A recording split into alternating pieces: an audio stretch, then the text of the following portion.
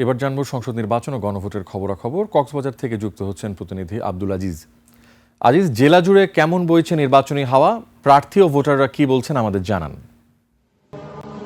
রিয়াজ, আপনি যেমনটি বলছিলেন, সারা দেশে জাতীয় সংসদ নির্বাচনের যে উত্তাপ ছড়িয়ে পড়ছে সেটা আমাদের কক্সবাজারে রয়েছে। আমাদের কক্সবাজারের 60টি সংসদীয় আসনের এখন বিভিন্ন প্রার্থীরা কক্সবাজার শহর ছাড়াও বিভিন্ন গ্রামীণ জনপদগুলোতে ভোটারদের ধারে ধারে যাচ্ছেন এবং তাদেরকে বিভিন্ন প্রতিশ্রুতি দিচ্ছেন এবং ভোটাররাও তাদেরকে বিভিন্ন দাবি দেওয়া দিচ্ছেন।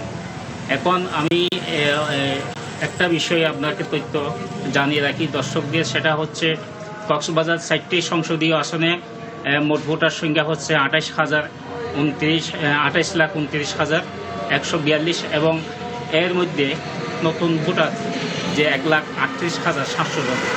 তো প্রার্থীরা নতুন ভোটারদের বেশি কাছে টানতে যাচ্ছেন। আমি এই মুহূর্তে আছি কক্সবাজার শহর থেকে প্রায় 25 কিলোমিটার দূরে উঠিয়া সোনারপাড়া বাজারে। এই বাজারে কিছু ভোটারদের সাথে আমি কথা বলার চেষ্টা করব, তারা কী প্রতিশ্রুতি এবং নির্বাচনের সর্বশেষ কী একটু জানার চেষ্টা করব। ভাই, আপনি তো এখানকার ভোটার, তো এখানকার কী পরিস্থিতি আপনি যদি একটু বলতেন। দেশের অন্যান্য অঞ্চলের মতো আমাদের এখানে কোনো ধরনের বিশৃঙ্খলা কিছু নাই। আমাদের এখানে খুব শান্তশিষ্ট পরিবেশ বিরাজমান। তো আমাদের এখানে স্বাভাবিক সুন্দর আছে পরিবেশ। তবে আপনি কি সহিংসতা হওয়ার সম্ভাবনা? আমরা আপাতত সহিংসতার কোনো সম্ভাবনা দেখছি না। তবে আমাদের প্রত্যাশা হবে অতীতের মতো দিনের ভোট রাতে না নিয়ে কারচুপি না করে যদি সুন্দর সুষ্ঠুভাবে একটু নির্বাচন অনুষ্ঠিত হয়, এটাই আমাদের প্রত্যাশা আর কি। এখন আমি আরেকজন ভোটারদের সাথে কথা বলার চেষ্টা করব এবং ওনার যে প্রতিশ্রুতির কথা জানার চেষ্টা করব। আচ্ছা, আপনার প্রত্যাশা কি নির্বাচন নিয়ে? আমরা আশা করতেছি, আমরা অনেক বছর যাবৎ নির্বাচনে অংশগ্রহণ করতে পারি নাই।